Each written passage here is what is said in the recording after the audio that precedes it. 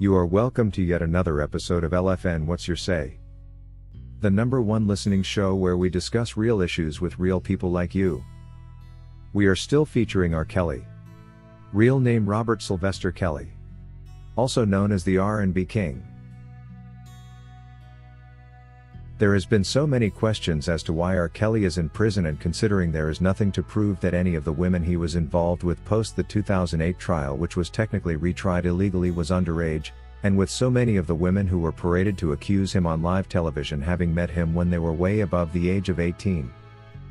In fact, in his most recent phone call from prison, R. Kelly expressed discontent as to why he was still languishing in prison, facing a possible 30 years behind bars for playing women, citing that no one goes to prison for being a player.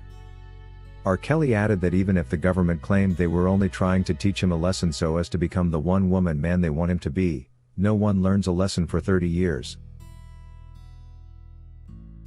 Many among the women who moved from place to place featuring on media interviews while they engaged in illegal acts of defamation were clearly old and mature women who had met R. Kelly at ages above 18. With one whose age many still find shocking until today, that goes by the name Asante McGee.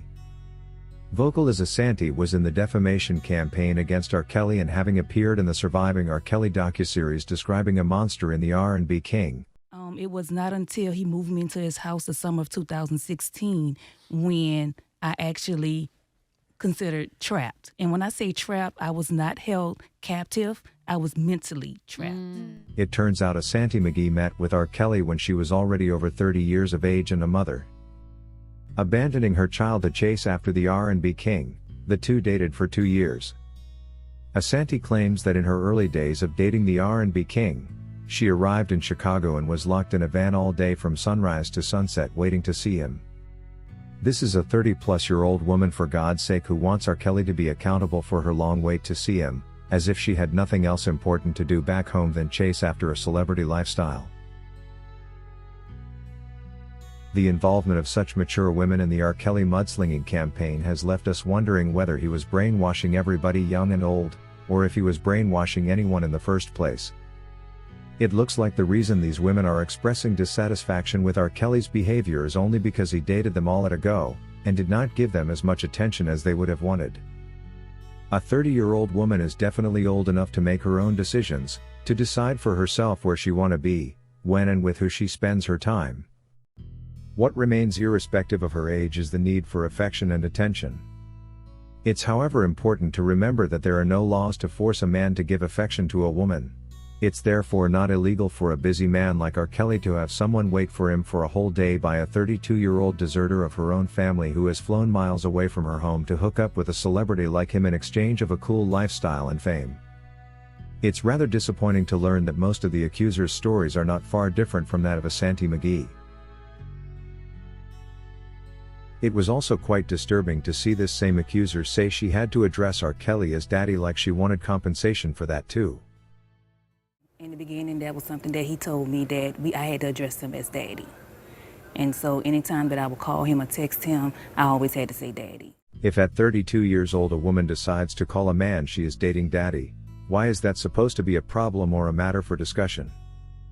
A 32-year-old is definitely old enough to know who her daddy is, and we wouldn't expect her to be fronting this as an issue at any one point in her discussions, but she and several others did accuse the RnB King for asking her to call him by this pet name.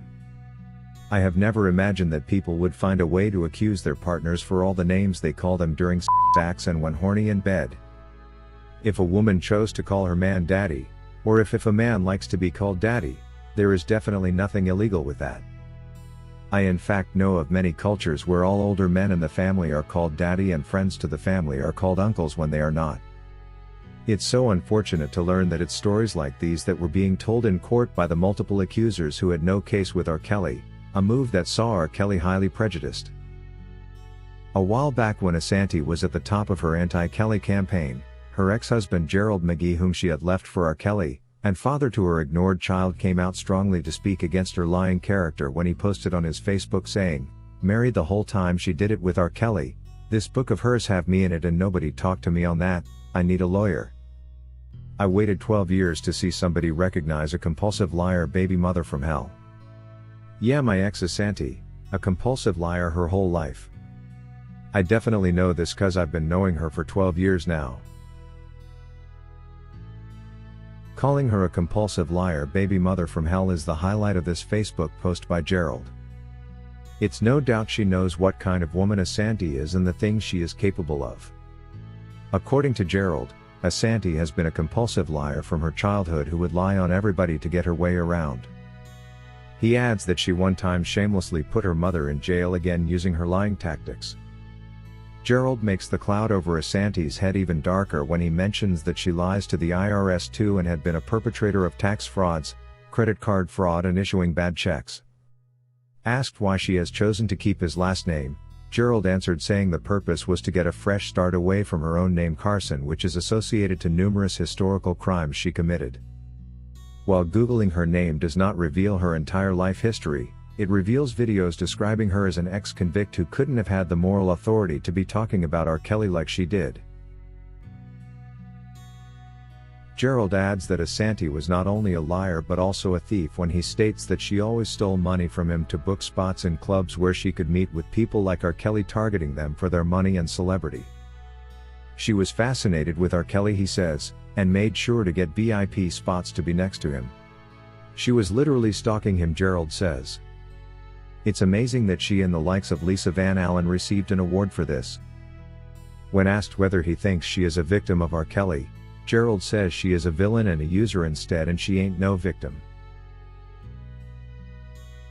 It's so disturbing to see that the character of these women was never considered an important issue when they were picked up by Lifetime to take part in the defaming documentary Surviving R. Kelly. To offer such celebrity stalkers a platform as big as this to tarnish a man's name and destroy his 30 years of hard work was going way overboard and shouldn't have been accepted. It's unfortunate to learn that Don Russell is going to jail for trying to stop the premiering of this bogus TV series. According to Sexy DC Girl, these women should never have been given such a platform to destroy an innocent man's career. A woman at 30 and above as Asante is definitely old enough to know when she is in a harmful situation and should have left R. Kelly alone. I wonder why R. Kelly would be accused by a woman who was this age and at the same time be accused for alleged crimes they say he committed when he himself was in his 20s.